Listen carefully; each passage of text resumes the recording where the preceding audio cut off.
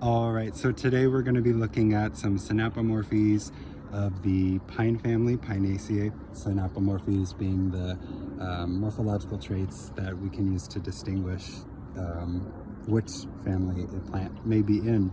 So the first thing we'll look at is actually what I had to go gather because this young tree does not have any. Actually, there are male cones at the, nope, they're not. So these plants are cone bearing. They have male and female cones, pistillate, which you see here at the bottom, and then the ovulate cones. Generally pistillate cones are towards the top of the tree and the ovulate cones are a little lower down so that they can catch the pollen that falls from above. The next thing we'll look at, just turn these down there from last year, the next thing we'll look at are the leaves, which in the case of this family are needles.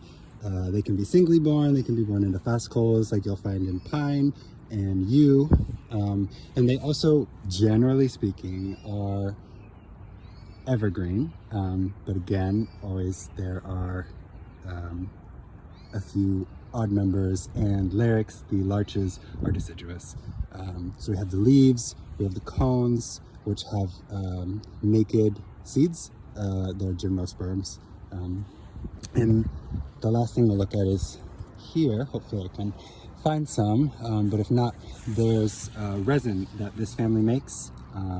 One example of this resin that two examples that people are very familiar with would be, number one, the smell of like a Christmas tree in your home. If you get a fir have just like boils that you can poke and the sap just explodes out. It's incredibly wonderfully scented, but also for amber that ends up being preserved in the fossil record.